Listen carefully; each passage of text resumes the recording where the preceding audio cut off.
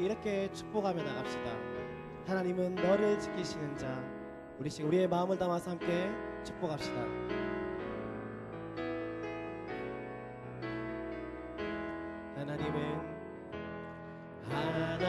하나님은 너를 지키시는 자.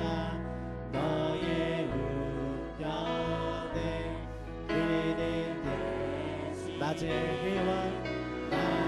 해와 밤의 달도 그렇습니다. 너를 해치 못하리.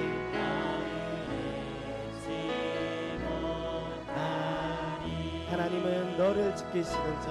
하나님은 너를 지키시는 자. 너의 환난을 명쾌하시니 그가 너를 지키시리라. 너의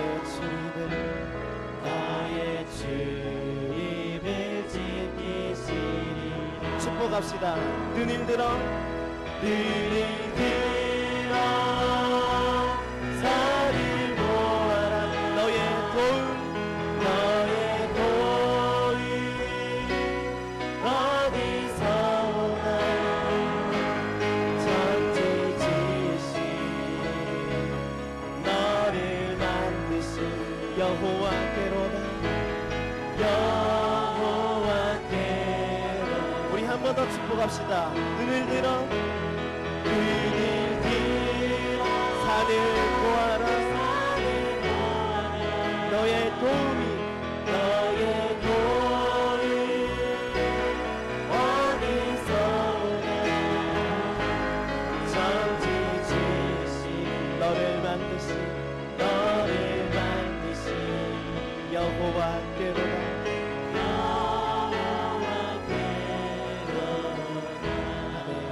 이 시간 우리 두 팔을 벌린 것을 우리 가슴 가운데로 옵시다. 그리고 이 시간 우리 한 번 더 찬양할 때에 지금 나 자신을 축복하며 나갑시다. 하나님은 나를 지키시는 자. 우리 하나님께서는 바로 나를 지키시는 자이십니다. 우리가 이러한 고백들을 가지고 이 시간 나를 축복하면서 함께 나갑시다.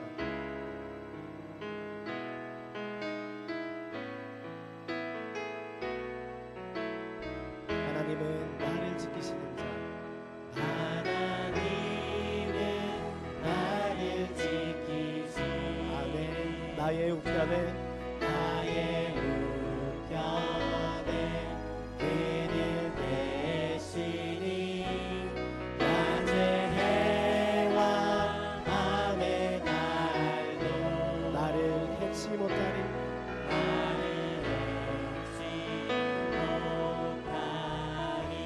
하나님은 나를 지키시는 자. 하나님은 나를 지키시는 자. 나의 환난을 명쾌하시 그가 나를 지키시리라. 나의 주님을 지키시리라. 고백합시다. 눈을 들어 산을 보아라. 나의 도움 어디서 오나. 천지 지으신 너를 만드신 여호와께로다. 우리 한 번 더 고백하시면서 눈을 들어 산을 보아라. 나의 도움 어디서 오나. 천지 지으신 나를 만드신 여호와께로다. 우리 시간 한 번 더 축복합시다. 눈을 들어 산을 보아라. 나의 도움이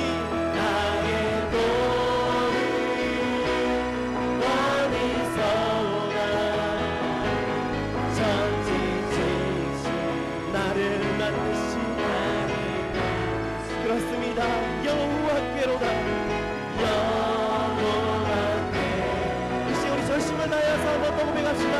눈을 들어 산을 보아라. 나의 도리 어디서 오나. 천지지으신 나를 만드신 여호와께로다.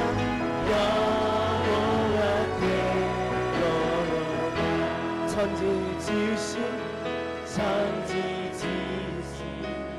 만드신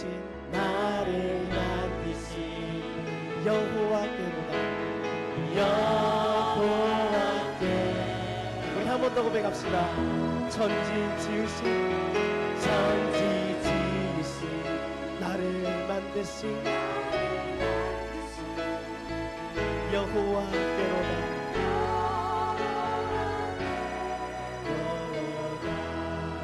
아멘. 우리 하나님께서는 여러분들의 지키시길 원하시는 분입니다. 믿으십니까? 아멘. 우리 계속해서 그런 하나님을 즐겁게 신나게 찬양합시다.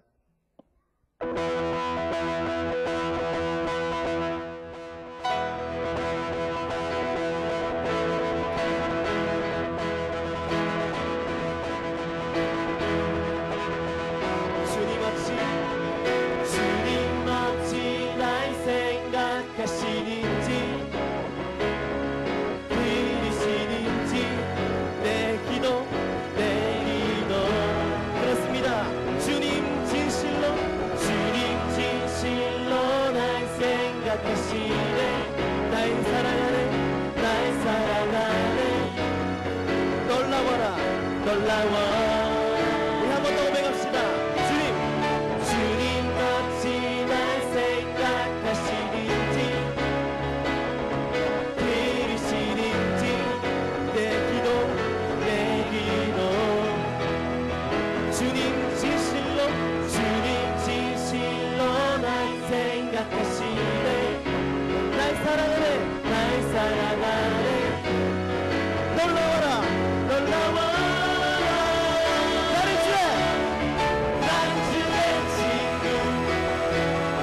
나는 주의 친구. 주님 날 친구로 부르셨네. 한 번 더 외칩시다. 나는 주의 친구. 나는 주의 친구. 주님 날 친구로 부르셨네. 우리 한 번 더 고백합시다. 주님 어찌 날 생각하시는지, 들으시는지 내 기도. 주님 진실로 날 생각하시네. 날 사랑하네. 놀라워라. 주님 어찌 날 생각하시는지, 들으시는지 내 기도. 주님 진실로 날 생각하시네. 날 사랑하네. 놀라워라. 나는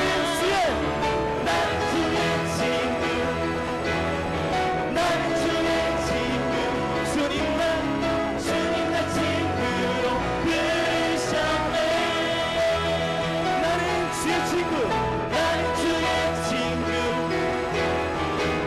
주의 친구. 주님 날 친구로 부르셨네.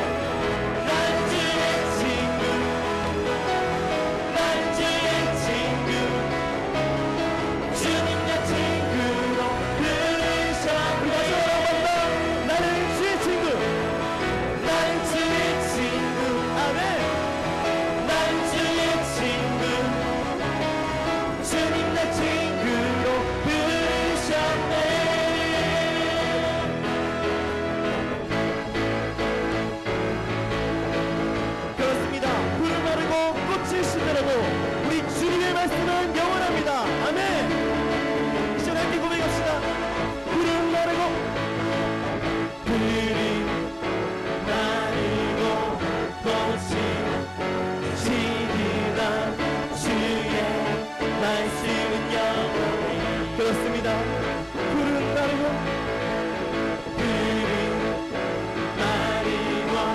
꽃이 시들만 주의 말씀은 영원해. 한 번 더 고백합시다.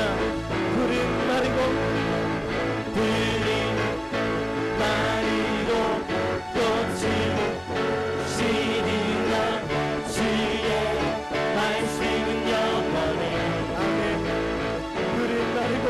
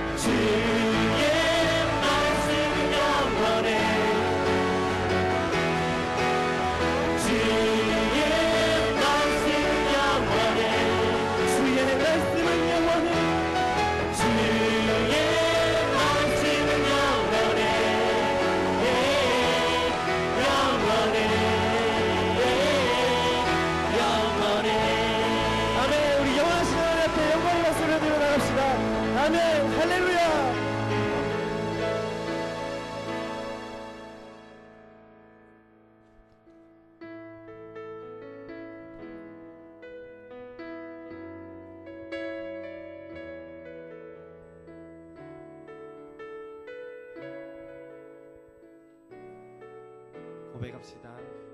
모든 상황 속에서 모든 상황 속에서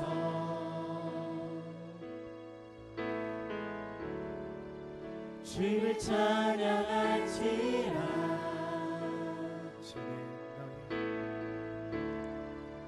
주는 너의 큰 상급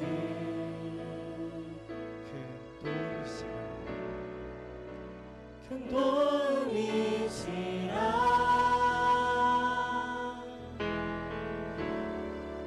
주의 얼굴 구할 때 주의 영을 부으사 주의 영을 부으사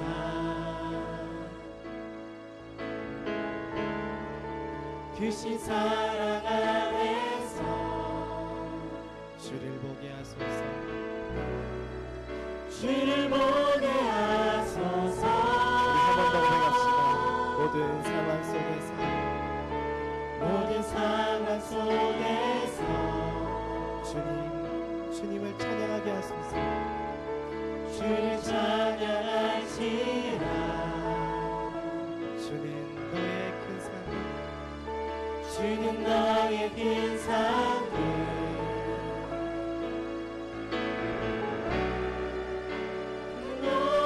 놓음이시라.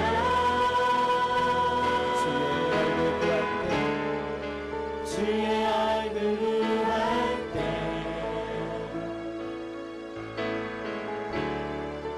주의 영을 부르사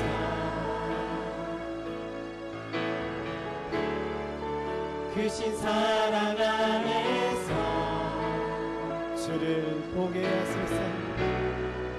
주를 보게 하소서.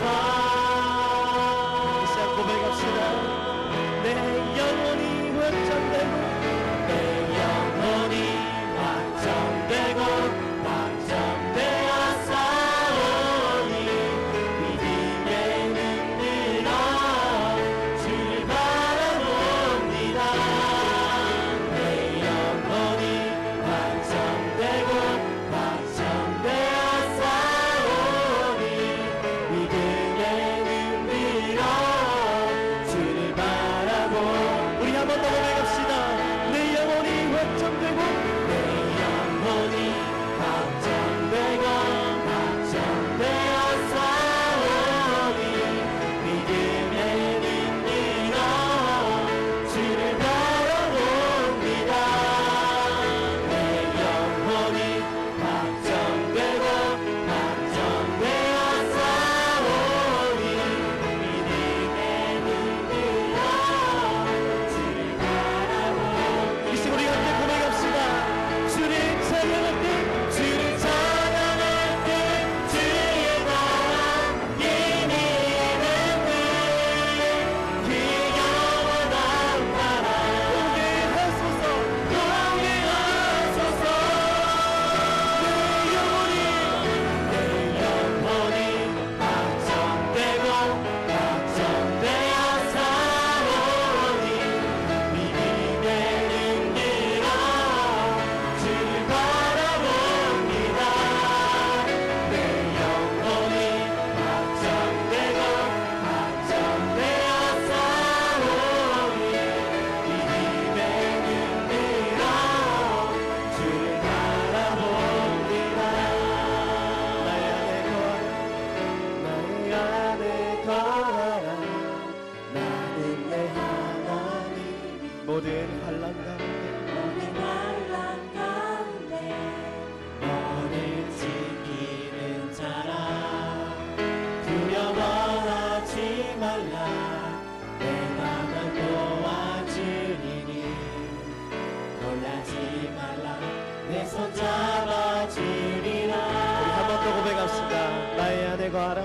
나의 안에 가라. 나는 내 하나님이니 모든 환난 가운데 너를 지키는 자라. 두려워하지 말라. 내가 널 도와주리니 놀라지 말라. 내 손 잡아주리라. 우리 함께 고백합시다. 내가 너를 지명하여 불렀나니 너는 내 것이라. 내 것이라. 내 것이라. 너의 하나님이라. 내가 너를 보배롭고 존귀하게 여기노라. 너를 사랑하는 내 여호와라. 우리 한 번 더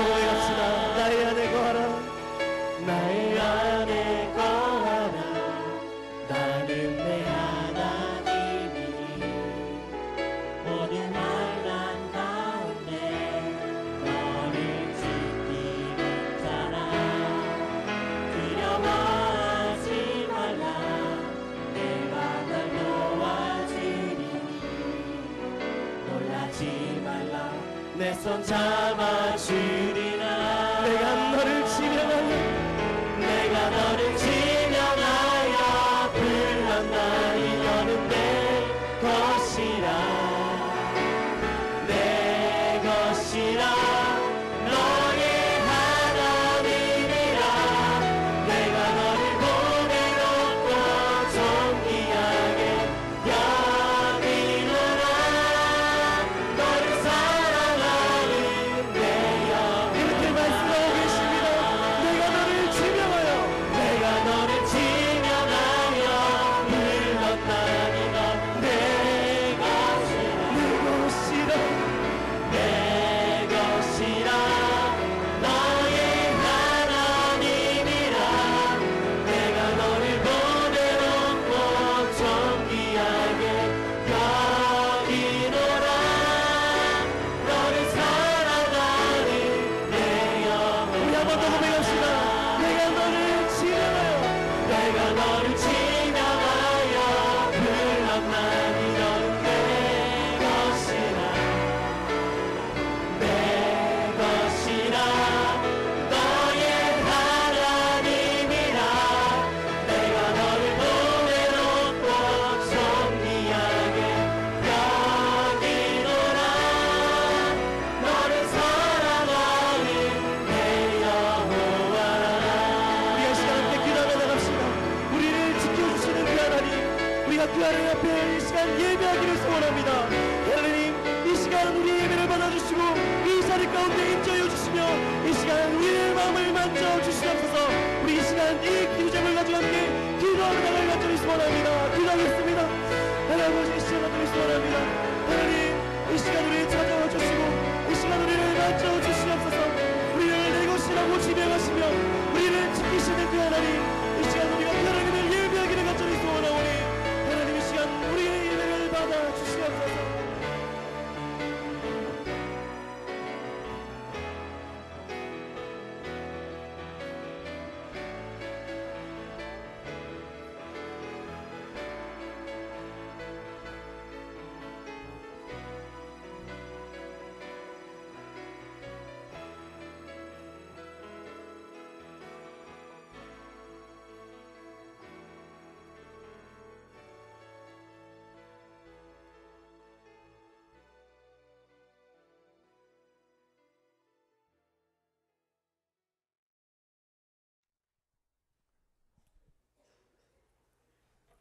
할렐루야. 우리 옆에 계신 분들이랑 우리 이렇게 한번 서로 우리 송구 영신 예배 때 주신 말씀으로 한번 인사해 보겠습니다. 형통할 땐 기뻐하고 찬송하고 건고할 땐 생각하고 기도합시다. 우리 옆에 사람에게 서로 한번 격려하도록 하겠습니다.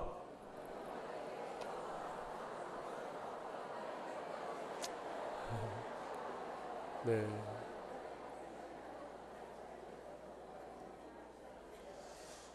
감사합니다. 여러분 얼굴을 활짝 펴십시오. 예, 가장 행복하고 가장 즐거운 모습으로 우리 오늘 오후 예배 하나님 앞에 올려드리도록 하겠습니다.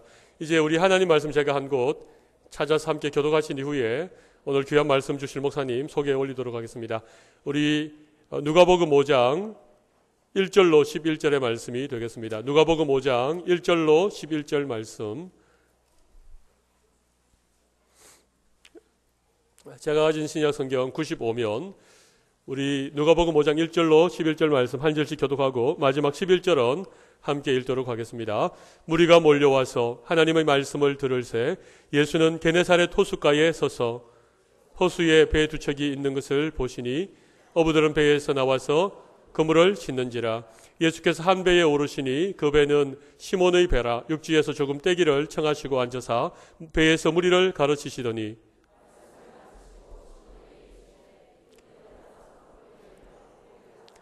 시몬이 대답하여 이르되 선생님 우리들이 밤이 새도록 수고하여서되 잡은 것이 없지만은 말씀에 의지하여 내가 그물을 내리리이다 하고 그렇게 하니 고기를 잡은 것이 심히 많아 그물이 찢어지는지라.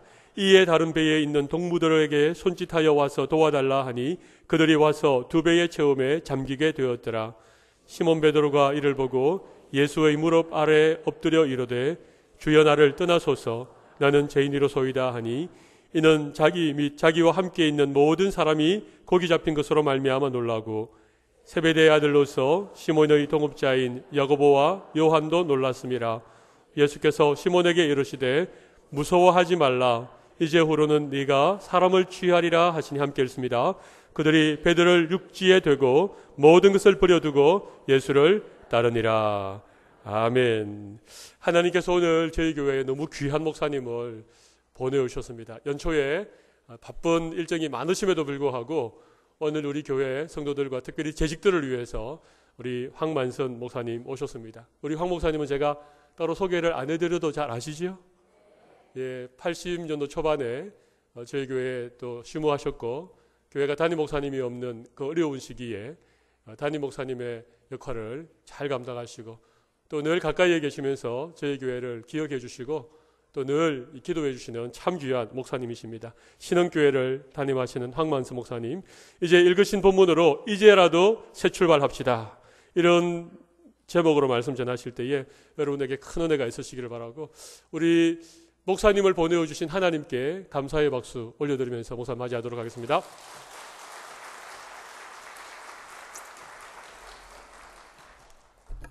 할렐루야. 참 허무하네요. 새로운 교회 모습을 보게 되어서 너무 감사합니다. 저는 교회가 가질 수 있는 축복의 용어 가운데 가장 중요한 단어 하나가 변화라, 그렇게 생각을 합니다. 그래서 우리 교회는 남달리 세 가지 단어를 우리 성도들이 늘 기억하고 사용을 합니다. 하나는 꿈입니다. 꿈. 한번 따라 하십시다. 꿈. 역사는 꿈을 가진 사람에 의해서 이루어진다는 말이 있습니다. 범천교회의 소망스러운 꿈들이 가득하고 그 꿈들이 또 여러분의 삶을 통하여서 성취되어지는 기쁨을 누리시기를 주님의 이름으로 축복합니다. 꿈만 가지고 있다고 해서 되는 것 아니지요. 꿈을 이루려는 동력이 있어야 됩니다. 그 동력은 바로 열정입니다. 열정, 패션. 여러분, 열정 없이 이룰 수 있는 일은 아무것도 없습니다. 그래서 가슴에 불이 있어야 된다, 그 말이죠. 열정의 넘치는 교회 성도 되시기를 바랍니다. 세 번째로는 꿈과 열정이 조화를 이룰 때에 그 현장에는 언제든지 변화가 나타납니다. 오늘 제가 좀 새삼 감회가 새롭습니다. 그 이유는 좀 말씀 전하는 가운데 또 좀 이야기할 기회가 있을지 모르겠지만 요즘 저는 삶을 보는 관점들이 참 하나님 앞에서 많은 변화를 가졌다, 그렇게 생각을 합니다. 여러분, 얼마 전에 하늘나라 가신 우리 종씨가 있습니다.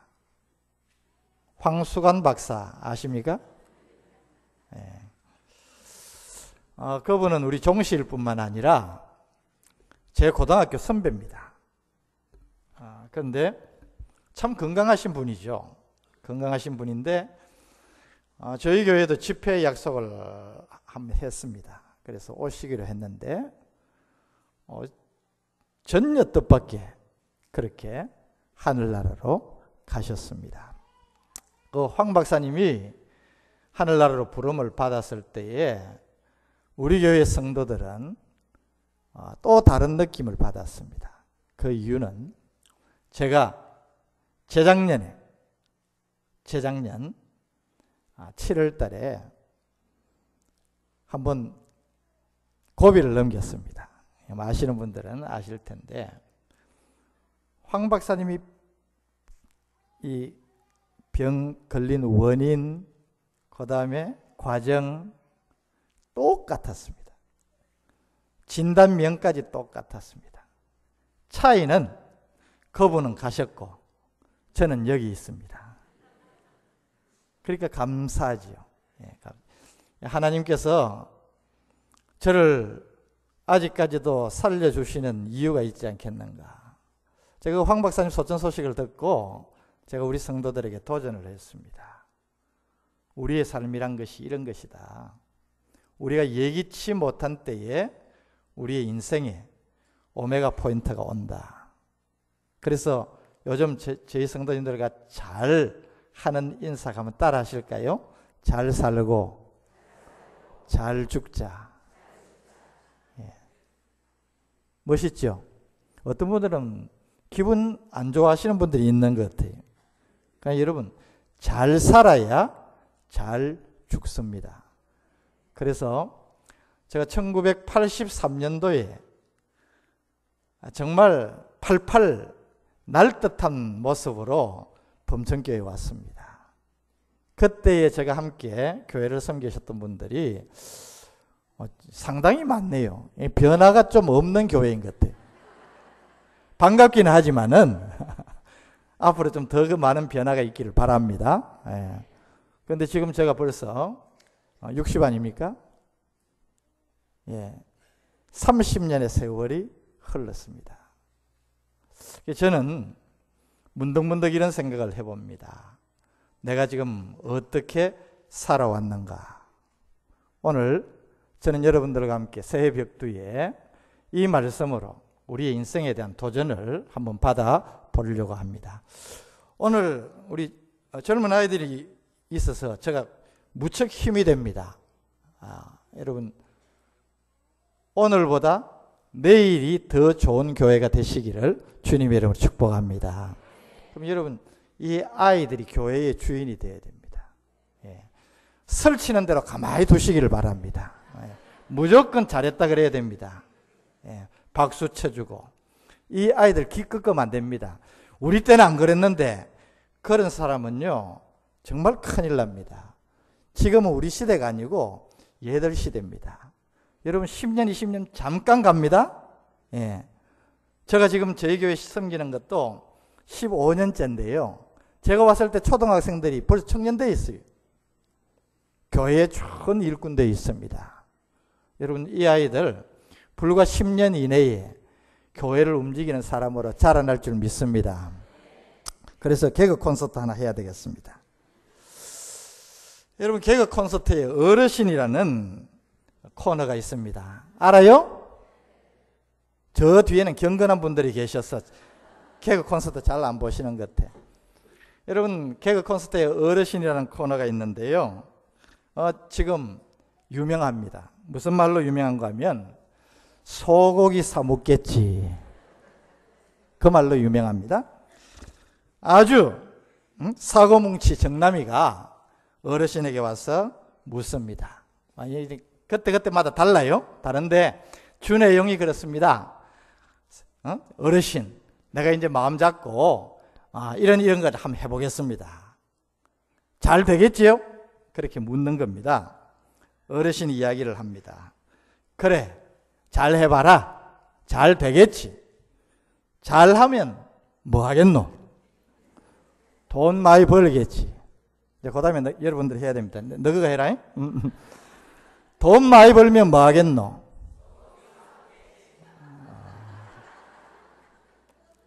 소고기 사 먹겠지. 그렇죠. 소고기 사 먹으면 뭐 하겠노? 힘내서 더 열심히 일하겠지.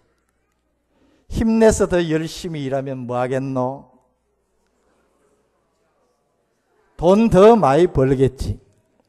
돈 더 많이 벌면 뭐 하겠노? 소고기 더 많이 사 먹겠지. 여러분 저는 이런 코너들이 그냥 웃고 넘어가는 코너가 아니라고 생각을 합니다. 여러분 깊이 한번 생각을 해보십시오. 소고기 사 먹는 것 이것이 보통 이야기가 아닌데 요즘 우리 아이들이 그것에 열광하는 것 보면 참 신기해요. 여러분 우리 시대에는 소고기 먹는 거 쉽지 않았습니다. 그렇죠? 제 연배 위에 분들은 기억하실 거예요. 저는 어릴 때 굉장히 유복한 가정에서 자랐습니다. 그러나 1년에 소고기 먹는 경우들이 서너 번밖에 없었습니다. 그때에는 소고기를 먹어도 지금처럼 불고기로 그렇게 많이 먹는 것 생각도 못했습니다. 소고기 조금 사가지고 소고기 국을 끓이죠. 그러면 그게 어떻게 맛있는지 모릅니다. 여러분, 그런 시절이 있었죠. 그걸 지금 이야기하는 것입니다. 여러분, 이 어르신이라는 코너가 우리에게 시사하는 것은 바로 이것입니다.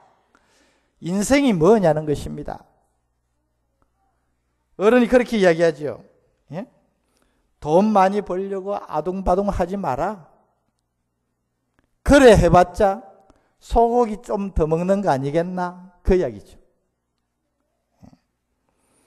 그래서 오랜 세월을 살아보면 우리의 인생이 소고기 사 먹는 그것이 인생이 아니라는 것입니다.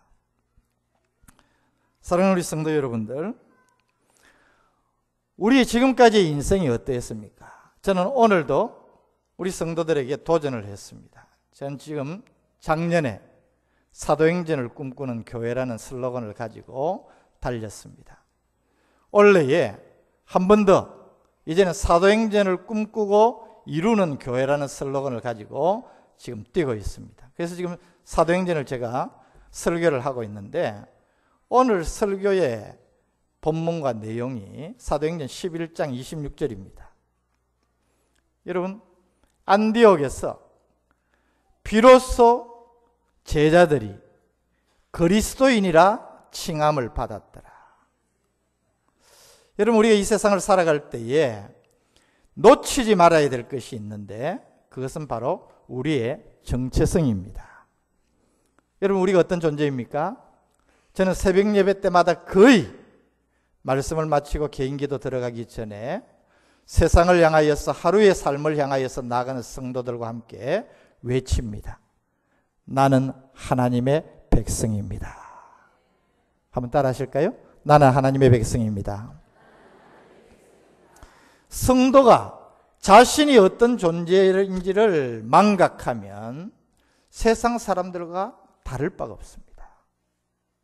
여러분, 우리는 하나님의 백성입니다. 이 땅을 살아가지만 우리는 이 땅에 속한 자가 아니라 하나님의 백성이라는 것입니다. 여러분, 우리가 갖고 있는 이름 중에서 가장 보편적이고 아름다운 이름 중에 하나가 그리스도인 아닙니까? 여러분, 이 그리스도인이라는 이름이 우리 스스로 우리에게 붙인 이름이 아니었다는 사실입니다.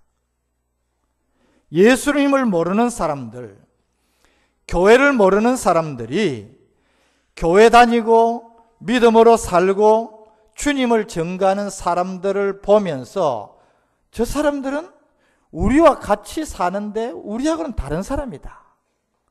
삶의 목적이 다르고 방향이 다르고 살아가는 원칙이 다르다. 저 사람들을 뭐라고 불러볼까? 우리하고 똑같은 사람이 아니니까 뭐라고 부를까 고민하다가 붙인 이름이, 그래, 저 사람들은 그리스도인이다.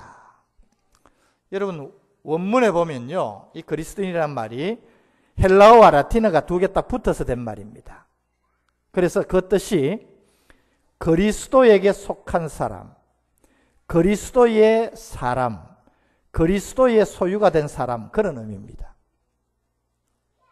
세상 사람들이 당대의 안디옥에 있는 예수님의 제자들, 소위 믿는 사람들을 가만히 보니까 자기들하고 똑같은 사람인데 달라요. 달라도 너무 달라요.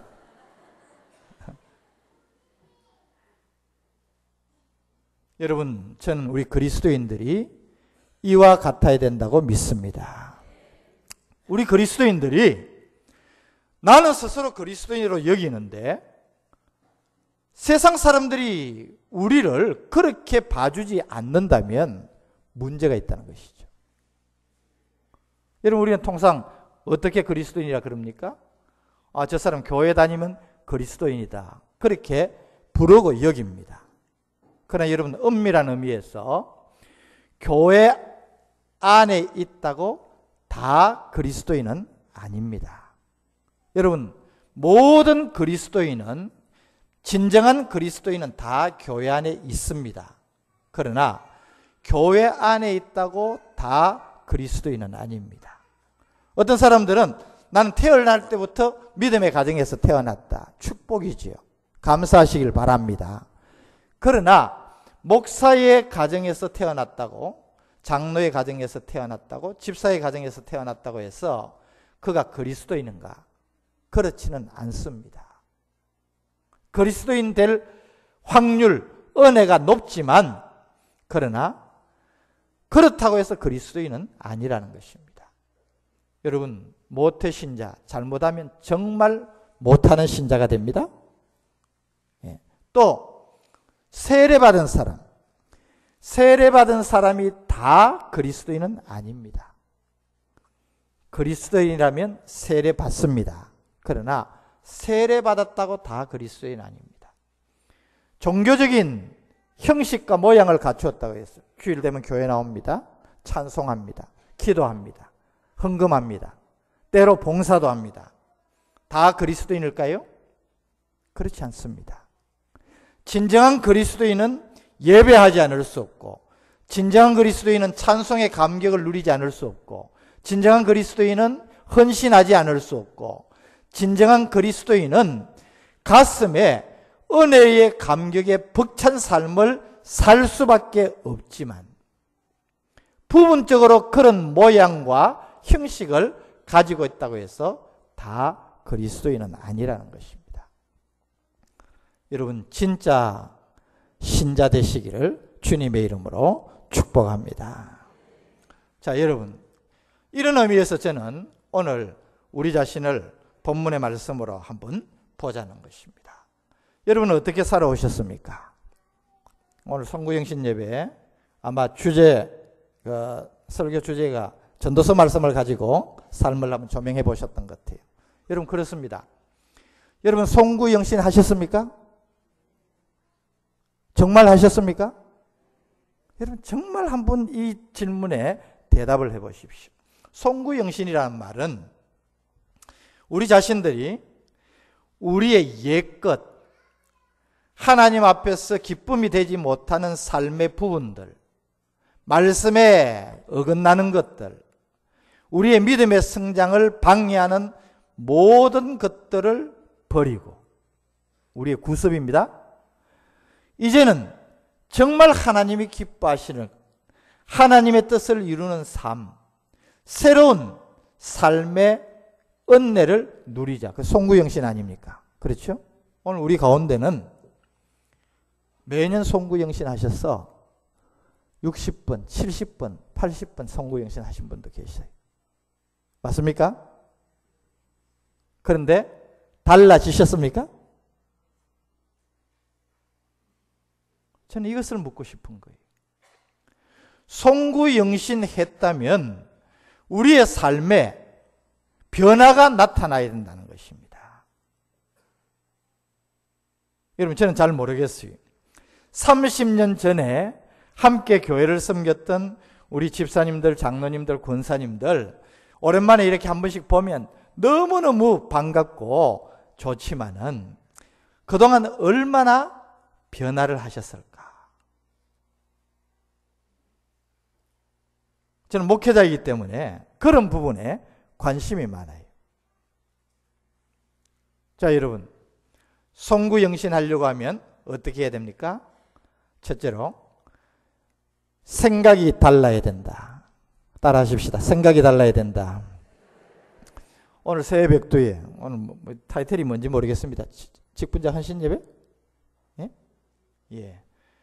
여러분, 오늘 이 시간이 여러분의 생각을 바꾸는 축복의 시간이 되시기를 바랍니다.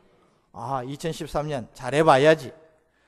여러분, 잘해봐야지 그렇게 생각하면 안 됩니다. 구체적으로 살펴보시길 바랍니다. 나의 어떤 부분이 나의 믿음의 성장을 방해하고 있는가? 한 걸음도 더 앞으로 나가지 못하게 하는가? 여전히 그렇고 그런 삶으로 나를 살아가게 하는가? 살피셔야 돼요. 그리고 마음에 결단을 하셔야 됩니다. 누가복음에는 주님이 주신 참 아름다운 비유가 하나 있지요. 탕자의 비유입니다. 여러분, 예수님이 탕자의 비유를 우리에게 말씀을 하셨습니다. 둘째 아들이 아버지에게 때를 써서 자기의 분깃을 찾아가지고 먼 나라로 갔습니다. 그 둘째 아들의 마음속에는 어떤 생각이 있었습니까? 내가 아버지의 간섭이 미치지 않고 아버지의 관찰이 안 미치는 곳에 가서 마음껏 내 하고 싶은 대로 살아보면 참 좋겠다. 그것이 자신의 생각이었습니다. 그래서 아버지를 졸라서 자기의 몫을 타가지고 먼 나라로 갔습니다. 여러분, 자기의 삶이 잘못되었구나 하는 것을 자신이 깨닫기에는 그렇게 많은 시간이 필요치 않았습니다. 모든 것 다 날렸습니다. 허랑방탕했습니다. 여러분, 되지만도 못한 삶을 사는 존재로 전락했습니다. 여러분, 우리 예수님께서 왜 이 비유를 말씀하셨을까요? 여기까지 끝났으면 예수님의 비유가 될 이유가 없는 것입니다. 여러분, 탕자의 비유가 우리에게 교훈이 되는 것은 돌아온 탕자의 이야기이기 때문입니다. 여러분, 처절한 삶의 밑바닥에서 이것이 아니구나. 내 아버지의 집이 정말 좋은 곳이구나.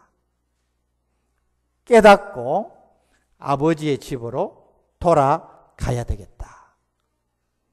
생각이 달라졌다는 것입니다. 축복의 시작입니다. 여러분, 우리의 삶에 이런 결단의 시간이 필요하다는 것입니다.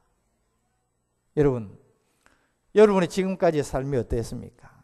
여러분뿐만이 아니고 다 대부분 그렇습니다.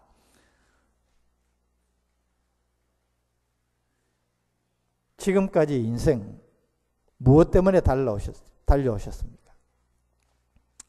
그것이 기껏 소고기 사 먹으려고 달려온 것이면 우리의 인생은 허망하다 그 말입니다. 우리의 인생을 의미 있는 인생으로, 값진 인생으로 바꿔야 됩니다. 그러려고 하면 지금 살아가는 나의 모습, 나의 삶의 자세, 삶의 목표가 잘못되었다는 것을 내가 인식을 하고 생각을 바꾸어야 됩니다. 여러분, 생각을 바꾸면 삶이 달라질 줄 믿습니다. 이것이 송구영신입니다. 자, 생각이 달라진 탕자가 아버지의 집으로 달려옵니다. 돌아옵니다. 여러분, 새로운 삶이 시작된 것입니다. 오늘 우리 가운데에 믿음의 전진을 하지 못하는 사람, 그저 늘 그런 식으로 수십 년의 인생을 살아오신 분들이 계시다면 오늘 이 자리가 여러분의 생각이 바뀌어지고 그 생각이 바뀜으로 말미암아 여러분들의 삶이 변화되어지는 놀라운 축복이 임하는 시간이 되시기를 주님의 이름으로 축복합니다. 우리가 어떤 존재라고요? 하나님의 백성입니다. 다시 한번 선포하십시다. 나는 하나님의 백성입니다. 오늘 재직 세미나에서 직분과 연결해서 좀 구체적인 말씀을 드리려고 합니다만은 우리는 하나님의 백성입니다. 그럼 하나님의 백성이 뭡니까? 여러분, 디도서 2장 14절 말씀에 보면 우리를 하나님께서 자기 백성으로 삼으신 이유를 밝히고 있습니다. 한번 따라 하십시오. 다 약하고 선한 일을 열심히 하는 자기 백성. 따라 하십시다. 선한 일을 열심히 하는 자기 백성. 우리를 하나님께서 구원하신 것, 하나님의 백성으로 삼으신 것은 우리로 하여금 선한 일을 하는 하나님의 자기 백성이 되게 하려 하십니다. 이 말을 좀 고상한 말로 이야기를 하면 다시 또 따라 하십시다. 목적 있는 인생이 되자. 목적 있는 삶을 살아야 된다는 것입니다. 여러분, 최근에 또 안타까운 소식들을 접했지요. 한때 유명했던 조승민 전 야구 선수가 자살로 인생을 끝맺었습니다. 여러분, 안타까운 것은 그가 신자라는 사실입니다. 그가 생각했던 인생이 무엇인지 대단히 안타까워요. 여러분, 이것을 또 병적으로 우울병으로 이해를 하면 전혀 이해가 안 되는 것은 아니지만, 그래 결과를 놓고 본다면 그가 생각했던 인생이 무엇인가 안타깝죠. 여러분, 김태촌 부산 출신 아닙니까? 그렇죠? 저기 목포 출신이라고 알고 있지만 활동 무대가 여기였다고 제가 들었습니다. 그 김태촌 씨가 또 죽었습니다. 그분 집사님이세요. 집사님이세요. 저는 또 그분의 삶을 생각하면서 참 안타까운 부분이 있어요. 뭐냐면 그런 분들도 구원하시는 것이 하나님의 은혜라는 겁니다. 맞죠? 여러분, 여러분이 구원받아 하나님의 백성 된 것 하나님의 은혜인 줄 믿습니까? 그럼 믿으셔야죠. 그러나 여러분, 하나님의 은혜가 내게 값없이 임하였지만은 하나님께서 내게 그런 은혜를 베푸신 목적이 있다 그 말입니다. 여러분, 이런 의미에서 십자가의 한쪽에 서 있던 강도, 마지막 순간에 구원받았지만 우리에게 안타까운 점은 무엇입니까? 그가 구원 이후의 삶이 없었다는 것입니다.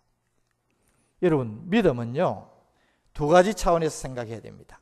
하나는 구원받는 믿음입니다. 이 믿음은 누구에게나 똑같습니다. 여러분, 예수님을 구주로 믿습니까? 나의 구주로 믿습니까? 그 믿음 똑같은 거예요. 그 믿음은 큰 믿음, 작은 믿음 없어요. 물론 확신이 있지만 예수님을 나의 구주로 믿고 받아들이고 그렇게 인정하고 고백하는 사람은 동일한 믿음을 가진 것입니다. 그러나 여러분, 구원받은 이후에 가지는 우리의 믿음은 다 다릅니다. 큰 믿음이 있고 작은 믿음이 있습니다. 귀한 믿음이 있고 그렇지 못한 믿음이 있어요. 주님께서 인정하실 만한 믿음이 있고 그렇지 못한 믿음이 있어요. 여러분, 이 믿음은 우리의 인생을 통하여서 계속해서 성장시키고 변화를 이루어야 된다는 사실입니다. 그런데 대단히 안타까운 것은 예수 믿고 반짝하다가 그 상태에 머물러 있는 사람들이 의외로 많습니다. 여러분, 저는 목회를 해보니까요, 제일 답답한 분들이 이런 분들이시죠. 여러분, 은혜를 모르는 것입니다. 은혜를 모르는 것입니다. 여러분, 생명 있는 존재는 잘합니다. 맞습니까? 깨닫게 되기를 바랍니다.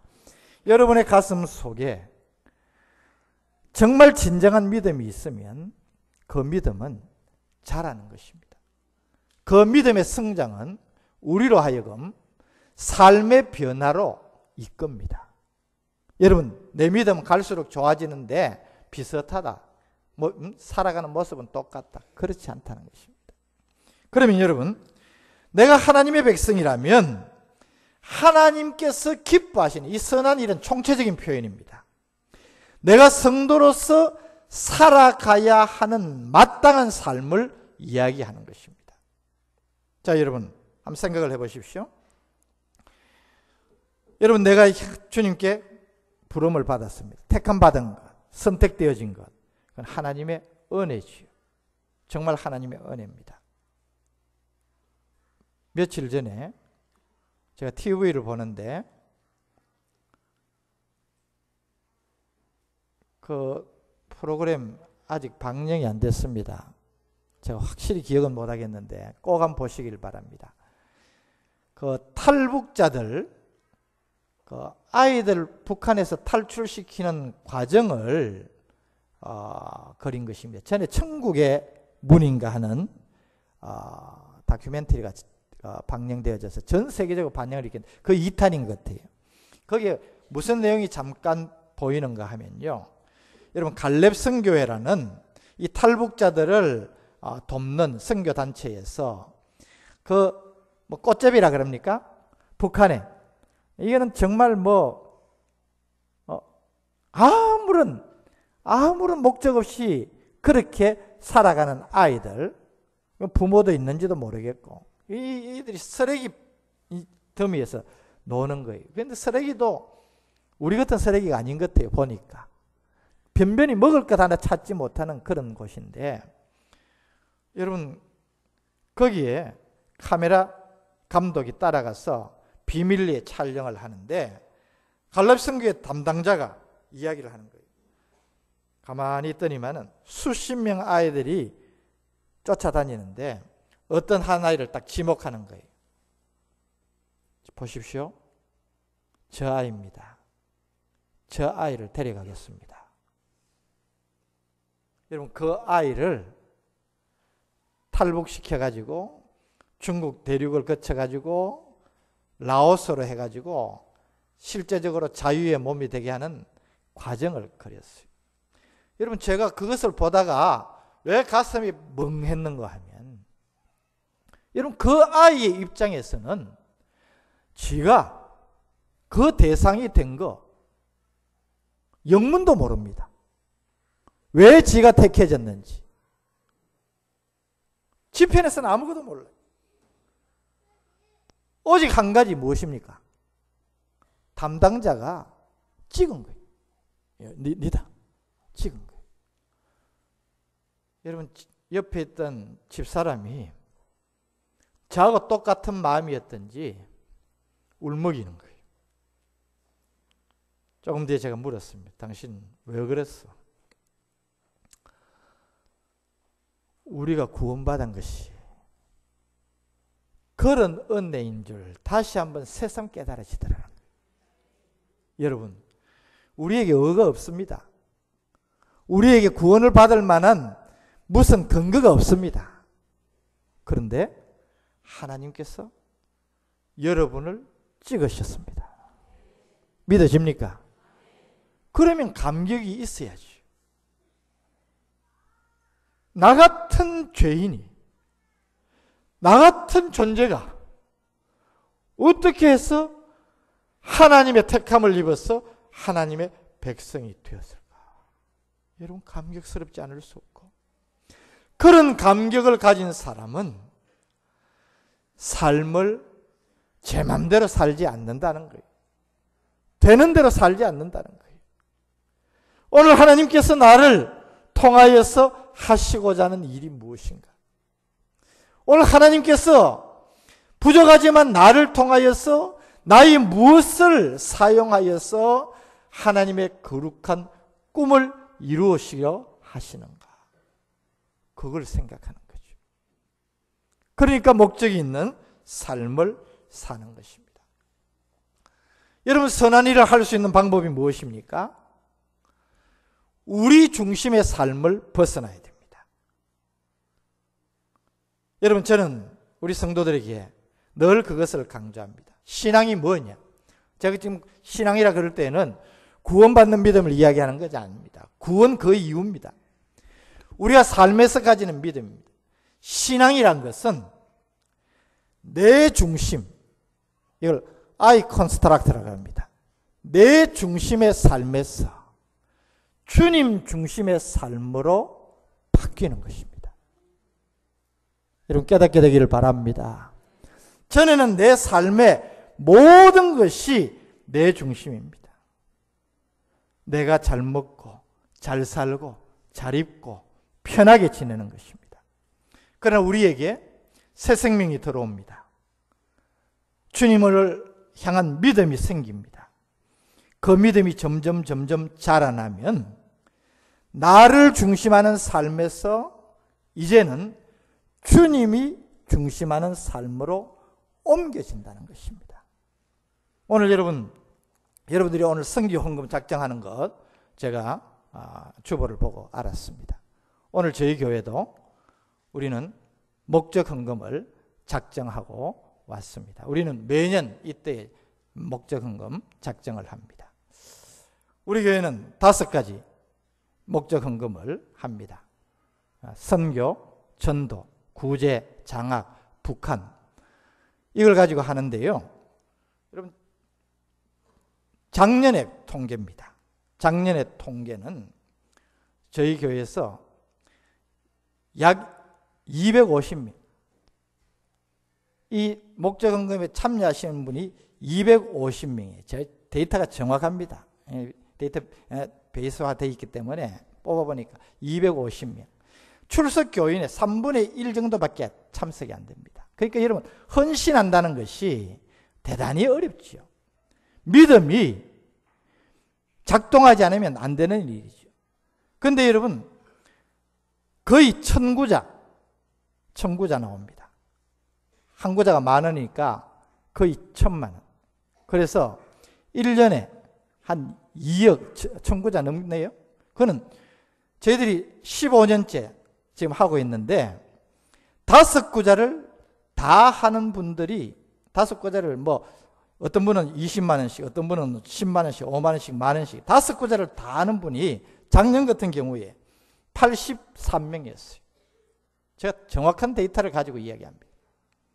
4가지 하시는 분, 3가지 하시는 분, 2가지 하시는 분 있기 때문에 거의 1,000구자가 넘어가죠. 제가 오늘 또 그랬습니다. 매년 하는 것이지만은 여러분들이 의미를 부여해서 해달라. 여러분들의 믿음이 자란 만큼 하나님 앞에 여러분들이 헌신하는 것, 그것을 가슴에 담고 하라. 오늘 제가 온다고 결과를 보지 못하고 왔어요. 아마 작년보다 더 많이 나왔을 거예요. 여러분,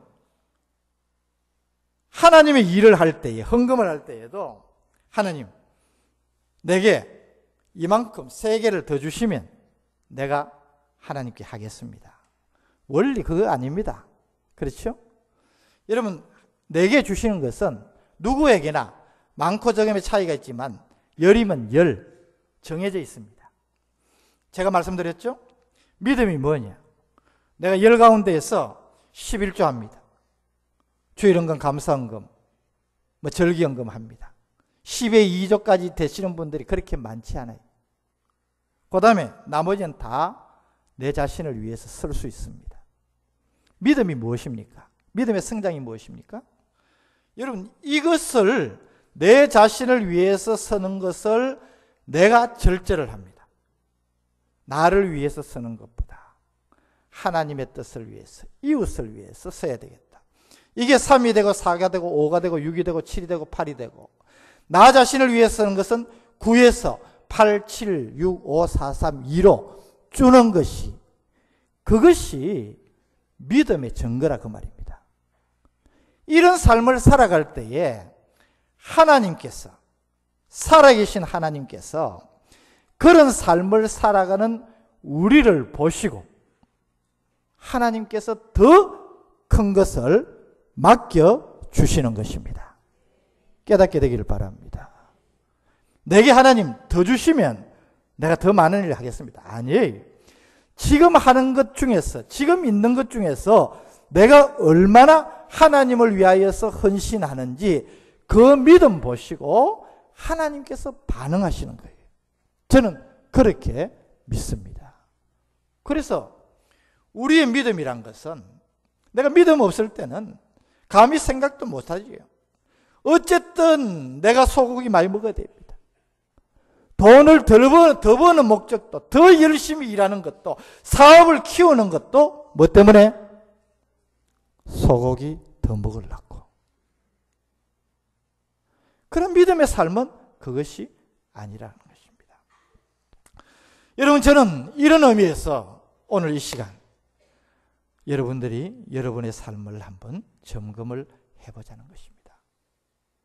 우린 지금 바다와 같은 인생길을 항해하고 있습니다. 오늘 본문 말씀에 시몬이 예수님을 만납니다. 여러분, 예수님을 만나기 전에 시몬이 어떤 결과를 가졌습니까? 그의 고백대로 밤새도록 수고를 하였지만 잡은 것이 없습니다. 여러분, 이 기적 아닙니까? 기적. 베드로는 갈릴리 바다의 구석구석까지 아는 전문가입니다. 어부입니다. 근데 그날따라 밤새도록 그물질을 해도 고기가 안 올라왔다는 거예요. 여러분, 뭘 상징합니까? 여러분, 지금까지 우리의 인생이 내 그물질을 해도 지금 내가 가지고 있는 결과가 무엇인가 생각해야 됩니다. 여러분, 만족하십니까? 삶의 보람이 있습니까? 무엇 때문에요? 여러분, 제가 앞서 우스개로 이야기했지만 지금까지 내가 뛰고 뛴 것이 결국은 소고기 더 먹으려고 한 것 외에 의미가 없다면 우리는 오늘 이 갈릴리 바다에서 허탕치는 결과를 가진 베드로의 이 결과 똑같은 인생을 산 것밖에 되지 않는다는 것입니다. 여러분, 허망한 그물질을 또 올 한 해 동안 계속해 보시렵니까? 그만큼 살아봤으면, 그만큼 내 인생의 결과를 한번 피드백 해봤으면 여러분 깨닫는 게 있어야 되잖아요. 오늘 본문 말씀에서 시몬의 배에 예수님이 오르십니다. 그리고 예수님이 말씀하십니다. 깊은 데로 가서 그물을 내려라. 여러분, 시몬이 우리가 밤이 새도록 수고하였지만 잡은 것이 없지만 말씀에 의지하여 그물을 내리겠습니다. 여러분, 주님을 모셔야 됩니다.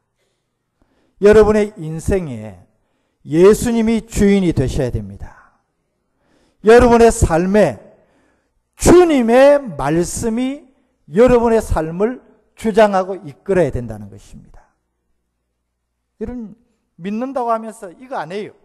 그렇죠? 믿는다고 하면서 말씀대로 살지 않아요. 내가 생각하는 것까지만 갑니다. 내가 받아들일 수 있는 것까지만 갑니다. 그것은 온전한 믿음 생활이 아니라는 것입니다. 여러분, 베드로가 자기의 모든 것을 다 굴복시켰어. 여러분, 할 말 많지요. 고기 잡는 것은 자기가 전문이에요. 난데없이 나타난 이 청년 예수라는 사람은 고기 잡는 전문가로도 보여지지 않아요. 무엇을 가지고 인정을 하겠습니까?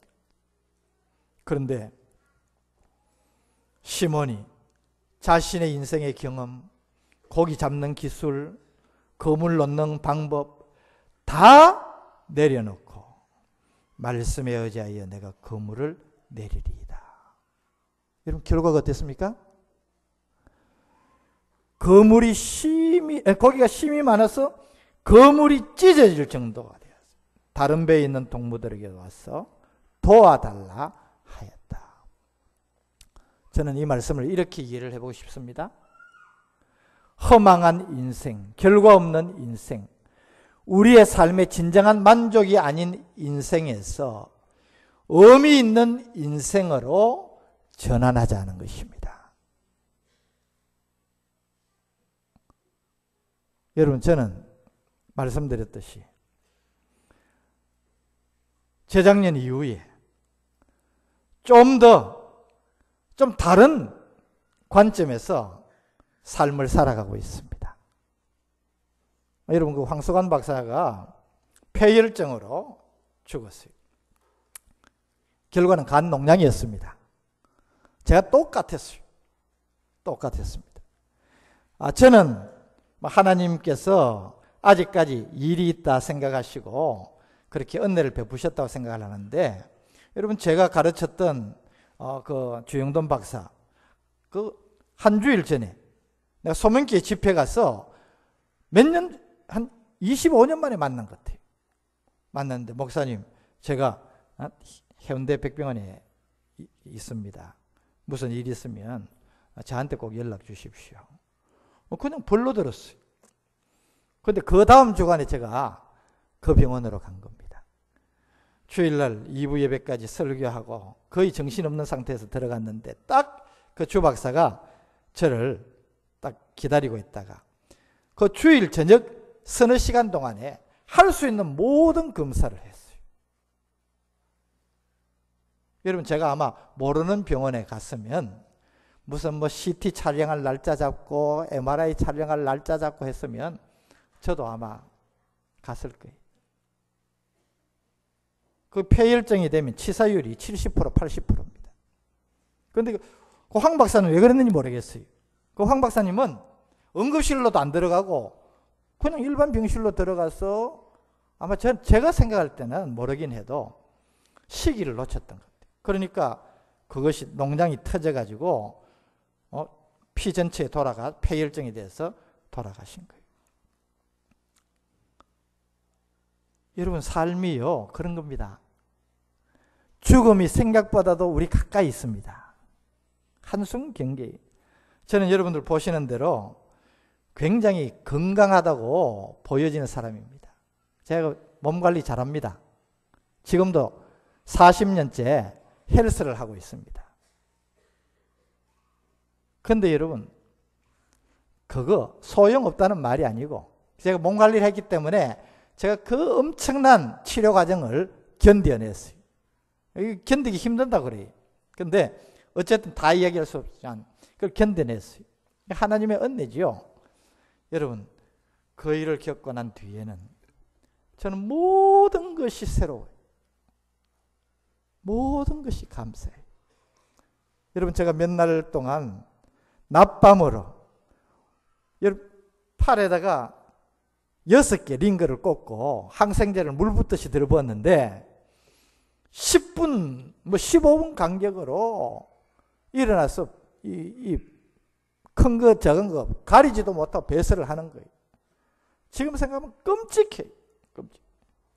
여러분 오죽했으면 친구 목사가 농담 삼아서 저한테 전화하니까 병원에 있다 그러니까 그러면 장례칠 준비해가 갈까? 집사람한테 그랬어요. 근데 와서 제 몰골을 보고 며칠 만에 변한 모습을 보고 너무너무 당황을 해가지고 그럴 정도였어요. 여러분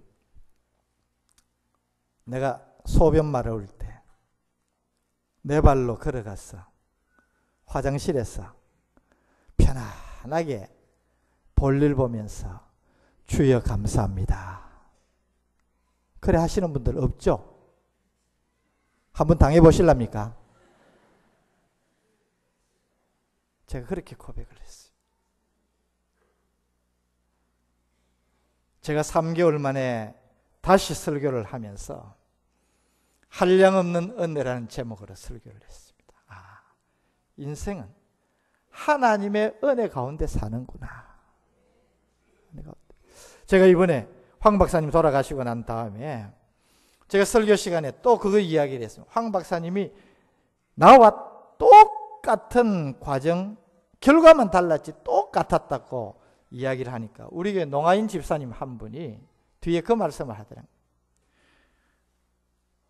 목사님 그때 산 거는 내 같은 사람 신앙생활 제대로 하라고 가르치려고 하나님이 살려주셨는가 보다. 여러분 설교를 참 그렇게 받아들이면 참 이쁘지요. 제가 울었습니다. 사랑하는 성도 여러분, 올해에도 많은 사람들이 우리 곁을 떠나갔습니다. 여러분 제가 송구영신 예배 드리면서 올해에 뜬 별들을 쭉 살펴봤어요. 여러분 국제적으로도요, 해외에도 많은 사람들이 떠나갔어요. 뭐 유명한 영화배우들, 뭐 스타들, 운동선수들, 뭐 정말 출세한 사람들 떠났어요. 국내에도 마찬가지입니다. 다 떠났어요.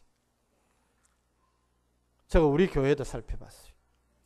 지난 한 해 동안 정말 손에 꼽을 수 없는 성도님들이 하늘나라 가셨어요. 한번 따라 하십시다. 남은 인생은 기회입니다. 인생을 기회로 여기시는 여러분 되시기를 바랍니다. 살아있는 이때가 기회입니다. 전 특별히 우리 젊은 아이들에게 이야기하고 싶어요. 어릴 때에, 여러분 많을 때에 내가 어떻게 살 것이다. 삶의 목적을 잡아야 됩니다. 여러분 가르치면 됩니다. 저는 나중에 좀 이야기를 하겠습니다만 재직 세미나 때 이야기했습니다. 저는 이거 가르쳤어요. 엄청 횡재한 사람입니다. 여러분 가르치면 그렇게 자랍니다. 믿으시기를 바랍니다. 오늘 제가 예화로 든 사람 가운데에 한 청년 이야기가 있습니다. 고신대학교 기독교 교육학과 출신 88년생이니까 25살 먹은 청년입니다. 여러분 이 청년이 요즘 페이스북에서 굉장히 화제거리가 되어 있어요. 내용을 살펴봤습니다. 여러분 이 청년이 지난해 4월 달에 남포동 전철역에서 이렇게 계단을 올라오다가 노숙자 할아버지 한 분을 보게 됩니다. 여러분 보니까요. 그냥 스쳐 지나갈 수 있겠죠. 노숙자들이 뭐 한둘입니까? 그런데 이 청년의 눈에는 그분이 딱 들어온 거예요. 보니까 한쪽 눈이 실명 상태, 왼쪽 눈이 실명 상태고 허리는 이렇게 꼬부러질 대로 꼬부러져서 제대로 펴지도 못하는 형편에다가 관절이 문제가 생겨가지고 걸음을 제대로 못 뛰는 거예요. 거기에다가 폐가 약해가지고 두세 발짝 이렇게 걷고는 가쁜 숨을 몰아쉬어야 돼요. 여러분 이 청년이 그 할아버지를 보고 지나칠 수가 없어서 그분을 모시고 가까운 곳에 여인숙을 찾았어요. 그래서 여인숙에 모시고 가서 이분 지내게 해주세요. 제가 방값을 내겠습니다. 방값을 내고 옷을 사드리고 생필품을 사드리고 달달이 쓰실 수 있는 최소한의 돈을 드린 겁니다. 그렇게 지금 숨기고 있는 것이 벌써 1년 가까이 되는 거예요. 여러분 이 청년의 일이 알려지기 시작하면서 젊은 아이들한테서 SNS 상으로 막 온갖 말들이 오가는 거예요. 돈 안 아깝냐? 그렇게 묻는 사람도 있고. 이거는 기쁨이지. 나는 돈 버는 것을 왜 벌어야 하느냐 하는 것을 내가 정하고 있기 때문에 이렇게 쓰는 것은 기쁨이지. 여러분 이 친구가요. 처음에 졸업하고 아마 아르바이트를 했는지 한 달 수입이 한 50만 원 정도 됐을 때 그 일을 시작했는데 하나님이 자기를 축복하더라는 거예요. 여러분 믿으시기를 바랍니다. 믿어지기를 바랍니다. 하나님이 축복하셔서 지금은 월 수입이 200만 원 된대요. 200만 원 되는데 150만 원을 그렇게 쓰는 거예요.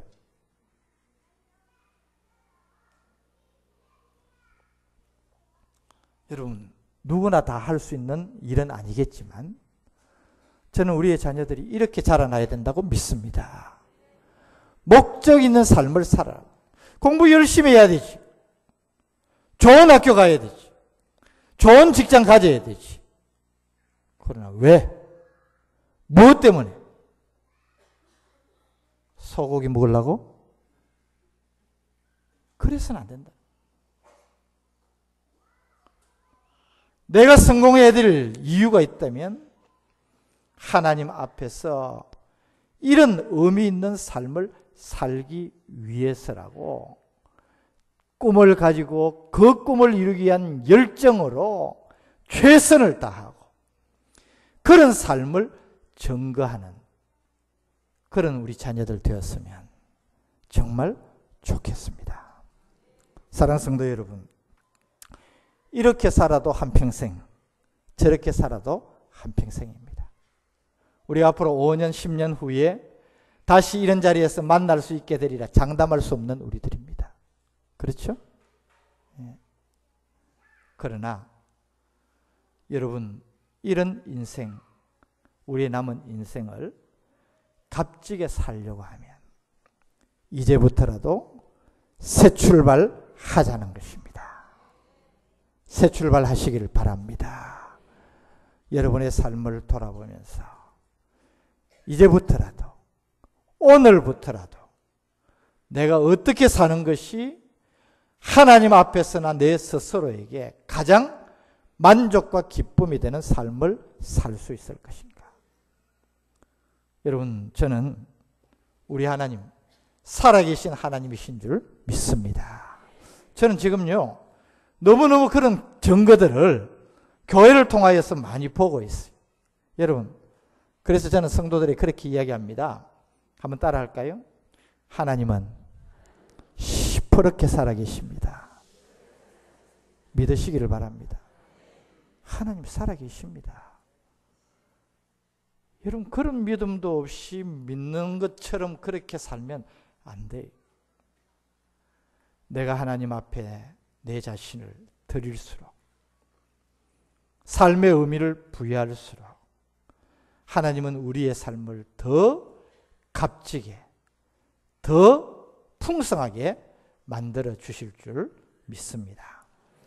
오늘 부가적인 팁으로 우리 젊은 아이들에게 하나 내가 좀 축복을 하고 가고 싶습니다. 우리 젊은이들 가운데서 거청년 바보 의사라는 책을 본 사람 손 들어봐. 거청년 바보 의사. 예? 너댓 분 되네요. 자, 우리 청년 중고등부 아이들 담당 교육자님들, 예? 교회에다가 요청을 해서 이 책을 사가지고 우리 아이들 꼭 읽히시기를 바랍니다. 내가 이 정도 했는데 교회에서 안 된다 그러진 않을 거예요. 이렇게 꼭 한번 읽혀보십시오. 여러분, 그 청년 바보 의사 제가 몇 년 전에 읽고 엄청 감동을 받은 것입니다. 여러분, 33세에 안타깝게도 하늘나라로 간 안수연이라는 청년 의사에 대한 이야기입니다. 여러분, 지금 의사들은 많지요. 그런데 정말 인수를 넘어선 신술, 하나님의 마음으로 환자들을 대하고 케어했던 그런 사람입니다. 여러분, 국군 의무사령관이었던 김록건 장군이 이 책에 추천서를 쓰면서 이렇게 말을 했습니다. 참 놀랍죠? 안수연 대위를 추억하며 예수님께서 군의관의 옷을 입으시고 한국 땅에 나타나셨다가 가신 것 같은 착각이 듭니다. 여러분, 책 한번 읽어보십시오. 그가 어떤 삶을 살았는지. 그래서 오죽했으면 그를 데리고 있었던 상관이 예수님이 그 사람과 같은 모습으로 왔다가 갔는지 모르겠다. 착각이 들 정도라는 거예요. 여러분, 짧은 인생을 살아도 흔적을 남기는 삶을 살아야 됩니다. 그런 의미에서 여러분, 저는 우리 범천교회에요, 믿음의 전설들이 많이 일어나기를 주님의 이름으로 축복합니다. 우리 자녀들이 보고, 믿음은 저런 것이구나. 믿음을 가진 사람은 저렇게 사는구나. 믿음을 가진 사람은 저렇게 인생을 마무리하는구나. 보여줄 수 있는 레전드들, 믿음의 전설들이 일어나야 우리의 자녀들이 복을 받습니다. 여러분, 젊은이들 점점 교회를 떠나요.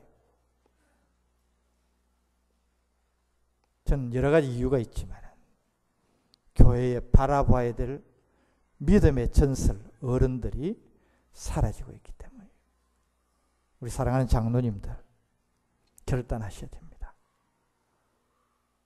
좀 편하게, 좀 더 좋게 그렇게 살아가기를 작정하는 것보다도 내가 하나님 나라를 세우는 믿음의 전설이 되어야 되겠다. 결단할 수 있는 축복이 있으시기를 바랍니다. 그러면 이 범천교회 대를 이어서 놀라운 하나님의 일꾼들이 정말 불같이 일어날 줄 믿습니다. 오늘 저는 우리 가운데에서 몇 사람이라도 진지하게 하나님 앞에서 자신의 삶을 돌아보면서 내 남은 생이 얼마 될지 모르지만 새롭게 한번 인생을 살아봐야 되겠다. 하나님 앞에서 값진 인생, 우리의 후대들이 보고 두고두고 기억해 줄 만한 인생을 살아야 되겠다. 결단하고 삶의 증거를 보일 수 있는 귀한 분들이 일어나기를 주님의 이름으로 축복합니다. 한번 다시 따라 하십시다. 잘 살고 잘 죽읍시다. 기도하겠습니다. 거룩하신 아버지 하나님, 새해 벽두에 우리에게 매년 주어지는 것 같은 이 한 해이지만 올해만큼은 저희들이 좀 다른 마음가짐으로 이 한 해를 대하기를 원합니다. 하나님, 우리가 지나왔던 우리의 인생 돌아보면서 우리의 삶에 우리가 맺었던 열매, 결과, 흔적들을 보면 정말 내가 하나님 앞에 감사하고 만족할 만한가? 아니면 정말 내가 왜 이렇게 살아왔던가? 아쉬움과 회한을 가지는 그런 삶은 아닌지 정말 한번 돌아보면서 아버지 하나님, 그물질을 계속해서 헛탕질하면서도 똑같은 삶을 반복하는 우리가 아니라 이제라도 진정으로 주님을 우리의 삶에 주님으로 모시고 그 예수님이 우리에게 원하시는 대로 말씀대로 믿음으로 순종하며 살아가는 삶을 살아서 하나님 앞에 정말 인정받는 값진 인생 되게 하여 주시옵소서. 우리의 자라는 후대들을 생각해서라도 나의 삶에 큰 변화와 결단이 따르는 축복이 임하게 하여 주시옵소서. 내가 변하면 가정이 변화해지고 교회가 달라지고 사회와 나라가 바뀐다는 확신을 가지고 하나님 앞에 믿음의 진보와 변화를 통한 그런 아름다운 영광을 나타내는 우리 모든 성도들 되게 하여 주시옵소서. 목사님 보내셔서 힘있게 또 교회를 이끌어가게 하심을 감사합니다. 성도들이 한마음이 되어서 같은 뜻으로 하나님이 기뻐하시는 일을 행할 때에 오늘 이 시대에 꼭 필요한 교회, 한국 교계를 움직이는 영권 있는 교회, 부산의 교계에서 참된 교회의 모습을 제시할 수 있는 진정한 교회 되게 하여 주시옵소서. 우리 구주 예수님의 이름으로 간절히 기도 올리옵나이다. 아멘.